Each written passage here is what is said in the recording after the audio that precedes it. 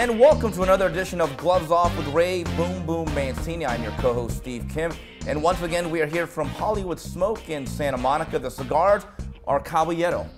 You guys, you're the real MVP. But here's the star of the show, Boom Boom Mancini, former lightweight champion of the world. Let's get right into this. This past Saturday night at the StubHub Center, sold-out audience to see, once again, Mexican style. Gennady Golovkin with another dominant performance over Marco Antonio Rubio, stopping him in 2 rounds. Ray, let's be honest about this, though.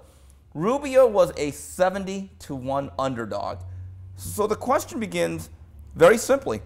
How much credit do we give Golovkin for this victory? Well, you got to give him a lot of credit, because if he's a 71 underdog, which means he shouldn't be in there very long, and he wasn't. So Gennady did what he's supposed to do, get him out fast. I don't think at this point that people care if he goes 1 round, 2 rounds, 12 rounds. They just love seeing him because it's an electricity about this guy that we haven't seen in a long time. Granted, Rubio didn't put up the test that we were hoping. He didn't give Golovkin enough of a fight to see Triple G's true skills and what he's really made of. But I think Rubio at some point, he tried till he got hit. Mm-hmm. And when he got hit, he realized, and when he went down, I don't think he took a dive. I don't think he stayed down on purpose. I truly believe he was hurt. And when he got up, Jack Reese was one of the best referees we have. Looked at him. I wish Jack Reese would have gave him a chance to try. But he stopped it, and he did the right thing probably. But I wish he would have given it a little more of a chance, because Rubio, I think his heart was willing, but the body wasn't. You said something, and I want to play off this. Mike Tyson once said, everyone has a plan till they get hit. That's right. That's basically what happened with Rubio, isn't it? That's exactly what happened. You could see, no matter, same thing you just said. I used to do commentary for a lot of Mike Tyson's early fights. And you see guys in there, and they're, looking badass and everything, and snorting and sniffling. Tyson used to make that walk into the ring, no towel, no robe. And he stayed across the ring, and all of a sudden you see these guys, literally, you see them wilt. They look at this guy. You realize the distance between me and him is only, about 10, 50, we take a couple steps right there. And you'd see these guys, literally, you would see these guys deflate. I think that's kind of is with Golovkin. You get there, you get confident, but when you see him get in the ring and you see the confidence of this guy, and you look at him and the air about him, you go, oh man, what did I get myself into? I think Rubio truly believed he was going to do well, and truly believed he was going to win until he got hit. And I just think, much like Tyson, I don't think people realize the power. They didn't know the power of Tyson until they got hit. I think when this kid hits you, it was much like when Alexis Arguello hit me. Alexis Arguello was a strong guy, but when he threw a jab, it was like a ramrod. Mm-hmm. Well, it jolted you. It wasn't a typical jab. Golovkin's the same type of guy. When he hits you with that jab, he jolts you. And when he hits you with that right hand, and he has a hook. We were talking about earlier. It's not a typical hook that comes from the side. It's almost like a chopping hook. It comes down. When he hit Rubio on top of the head, now those are the punches that mess you up for good. It could screw you up for life, truly. And that's where all the brain center is, And that mess up your equilibrium. That'll screw up your brain bad. That wasn't so much a hook, Ray. That was a hatchet or a guillotine coming down. Like a jackhammer. You're absolutely right. It came right down on top. And the genius of it is the fact he actually set it up by punching him in the shoulder, getting the guard down, and coming down. The one thing that maddens me about the critics of Golovkin, they're certainly allowed their opinion, is the fact that, I hear this all the time, he's hittable and he's basic. That drives me up a wall. You cannot have his amateur pedigree, where he's like 355-5, without knowing how to box. And to me, Golovkin's like the old Green Bay Packers of Vince Lombardi. You knew the power sweep was coming. That's basically what they did. Right. But they do it so well, you can't stop it. Well, going back to Alexis. Alexis, there was nothing special. Alexis was special, but I mean, there was nothing. He did basic. Jab, right hand, hook, uppercut, hook off the jab. Basic stuff. That's what Golovkin does. But Alexis is one of the greatest of all time. It reminds me of another combat sport guy, Rickson Gracie. Rickson Gracie is considered the Michael Jordan of Brazilian Jiu-Jitsu. The reason I'm bringing that up is people look at Rickson and say, well, he's basic. He does 4 basic moves. Nobody's ever beaten him. He's never been beaten over 300 of MMA fights. But the reason is he perfected those 4 moves. That's what Golovkin does. Golovkin has perfected the jab, slide back, the right hand, where he's going to hit you with the hook, underneath, over the top. He sets guys up. You know, like you said, it's almost like he throws punches and misses you on purpose to set the trap. Then he comes down with, and that punch, that hook wasn't like he throws it wrong. It's meant to come down on top of the head. It's meant to come from that angle.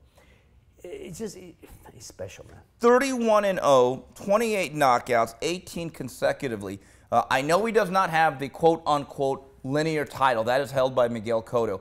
But is there any doubt in your mind, Mr. Mancini, that Gennady Golovkin is the world's premier 160-pounder? I know, and I think everybody knows that, including Cotto, including Bob Arum. I think Canelo's people know that. Anybody who has got 160 knows that he's the guy. That's why he's called them all out. Nobody has stepped up. Rubio stepped up. You got to admire that. He's called out everyone from Mayweather at 54 to Andre Ward at 68. Canelo, Cotto. He's called them all out. Kid Chocolate. None of them have stepped up and said, yeah, I'll take that challenge. Yeah, well, Kid Chocolate's best defense is having Al Heyman as an advisor. I mean, he's going to hide behind that picket fence for as long as he can. You know what the funny thing is? I like Kid Chocolate as a fighter. I like him as a person. He's a friend of mine. And I really believe he has a style that could give Golovkin trouble. I truly believe that. I think that would be a great fight. Ray, moving forward, let's take a look at some of the guys that might be in line, hopefully, to at least be considered for Gennady Golovkin down the line. A lot of things going on. You have Miguel Cotto, Saul Alvarez, Carl Froch, Julio Cesar Chavez, and Andre Ward. Out of these 5 guys, number 1, who has the best chance at beating Golovkin? Who'd be the one guy that's favored? But which fight would you rather see the most stylistically? Well, the guy who has the chance to beat him, you may think be surprised. I think it's Carl Froch. More than Ward? Ward. So Ward's got a style because he's a slick guy, and everyone will think, oh, Andre Ward, he's making. But Golovkin will walk guys like that down. He fought guys like that in amateurs. He'll walk guys like that down. Froch is physically stronger than Golovkin. Froch is a beast physically. Miguel Kessler hit him on the chin. He didn't go nowhere. No. All these guys hit him on the chin. He don't go nowhere. If you're going to go toe-to-toe with Froch, you're good in for a headache. Any fighter comes forward. Even guys like, when I fought, people think, you'd rather fight a guy who stands in front of you or fight a guy who moves. I'd rather fight the guy who moves. Because if you stand a guy in front of you who's strong, sometimes lucky punch gets in. Froch is physically a beast. That's a headache for Golovkin. Guys who are physically stronger than him. A guy like Ward, who's technically proficient, who's technically sound, I think Gennady Golovkin can walk him down, figure him out, and eventually chop away. I think Froch is the harder fight physically. Looking at Gennady Golovkin, he's not what I call a tall, lean middleweight. In fact, if he wanted to, he could probably make 54 relatively comfortably, although you don't recommend that. Not at his age. But can he be effective at 68? Because now you're starting to deal with guys who are like 6 foot, 6'1", 6'2". How much of a factor does that become, Ray? Well, first of all, going by Golovkin, you're saying about 54. I don't know if he can make 54. I really don't. We've seen him. When he fought Daniel Gill, he's shredded, man. He's shredded. There's not an ounce of fat on the guy. How would he lose it? 6 pounds is a lot to lose when you ain't got nothing to lose. Trust me, I know that. 68. People always talk about the different linear weights. Yeah. I said of the 2 weights that they added, I thought were the best was 68, super middle, and cruiserweight. Simply because you got guys at 160, then after that was light heavyweight back in the day. Yeah. So if you had a guy at 64, 65 who couldn't make middleweight, well, then giving away 10 pounds to guys who are bigger and stronger, that was a lot. I think Golovkin moving up, that could be a problem. Now, what about Chavez, though? That's a big guy. No matter how limited he is technically, again, will size be a factor there? Well, I think we've both seen that there was a sparring match between these guys in the gym. And I don't want to talk a whole lot, because sparring is a dress rehearsal. We both know that. And Chavez was physically, I couldn't believe how much bigger he was than Golovkin in the gym. But Golovkin did well. I mean, it's a sparring match, so it's just, but Golovkin, they both did well against each other. And I said, that would be an interesting fight. I think Chavez is a physical matchup problem for him. I think because Chavez can fight. He can fight. We all know that when he wants to fight. And physically, he's strong. He's a big kid. Style-wise, that's another headache for him. Yeah. Ray, it's interesting. We're talking about all these fights at 68, and there's a movement from certain members of the media and fans saying that Golovkin has to move up now. I find that to be completely unfair. If you look at Marvin Hagler, he stayed at 60 forever. Bernard Hopkins was given the opportunity long into his middleweight run to consolidate the division. My point is, what is the rush? If Golovkin's goal is to unify the 160-pound division, make guys vacate titles, or flat out pass them up and drop belts, hasn't he earned that right to at least say, if I want to become the undisputed middleweight champion of the world, and the public is accepting it? There was 9,300 people there. HBO did a very strong rating this past weekend. Why should he be forced to move up if the formula is working? You shouldn't. You're absolutely right. First of all, the middleweight division historically has been the division that's captured the attention of the American public because, you know, they punch so hard and most of the guys are very quick. So it's the perfect division. And as you said, Marvin wasn't going nowhere. Yeah. Marvin said, hey, this is what I am. I'm going to be the best I can be. You know, and I've said, you know, when we went from Monzon to Marvin to Tommy, and then, you know, Hopkins to B-Hop to this kid. I mean, let's see him move up at a catch weight. You know, maybe it's 65.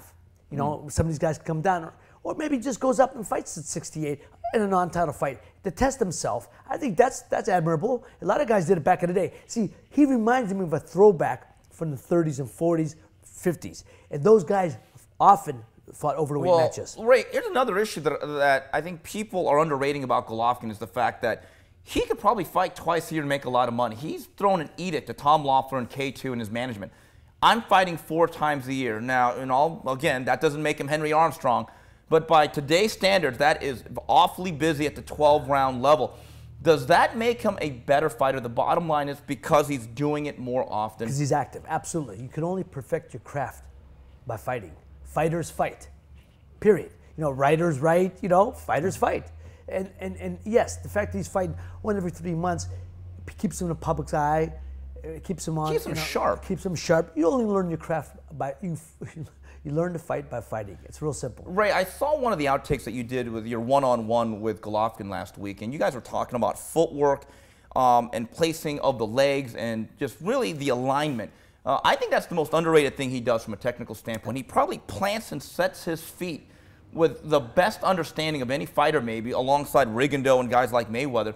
He understands the alignment of the feet and how important that is both offensively and defensively. Well, they say, you know, a perfect fighter keeps his feet are aligned with his shoulders. So, like myself, my feet were spread out wide, but it's not like power hitters in baseball. Yeah. They spread their stance is always wide. The perfect hitters like a Tony Gwynn and guys like George Brett and Rod Crudy, their feet were, you know, right underneath their shoulders. So you slapped that ball. Golovkin does that. His feet are always in great position. What I'm more impressed with, and I said that before, is his footwork. Yeah. He knows how to slide in, slide out. He gets in range, perfect range for punches. He slides out and makes him miss just enough. That's the beauty of him. This guy's footwork is as good as anybody's. And what he does, watch how he walks the guy down. Guy moves on him. You know, when you walk a guy down, you got to walk him down in a Z. Mm-hmm. You don't follow him like ring around the rosy, like Angelo used to say. You walk him down in a Z, you cut the ring off, take angles on him. He does that perfectly. The guy moves over, he slides over with him. Takes, you know, he's beautiful to watch. His footwork is the best part about his game, I think. Ray, final question in this segment. A boom-boom-ism. At 32, you're a young man but an old fighter. Golovkin's 32. How much, just based on the way he's preserved, the way he lives, the way he fights, and the punishment he does or does not take, would you say that at the very least he's a relatively well-preserved 32? Oh, he truly is, because he hasn't taken a lot of beatings, as you said. But he's had an extensive amateur career, over 300 fights. He's had 30-something fights in a short period of time. You know, look, I've always said this. My father taught me this a long time ago. A fighter only has so many fights in him, from amateur and pro. Body's like a sponge. You can only absorb so much. And it isn't the fights. It's the training camp before that. You know, training camps take their toll on you. That's where the fight's the fun part. Yeah. You know, I think he's done well. He's held up well. You know, the fact that he's 32, he's a young man, but he's no fighter. And I truly believe that. He's doing great so far, and I think his mentality is different than most. I think he's smart to understand you can only have a few more years left. I think he wants to get in, talking to him afterwards after we you know off camera. He's a smart guy. I think he's a family man. He doesn't want to have an extensive career. He understands that the ramifications of a long career can have. a few more good paydays, and I think he's going to shut it down. But I'm not saying next 2 minutes, next 10 minutes or so. But I mean, next couple of years, I certainly think, I don't think we'll see him past 35. All right, well, that's it for this edition of Gloves Off with Ray Mancini. This is Steve Kim saying goodbye, everybody.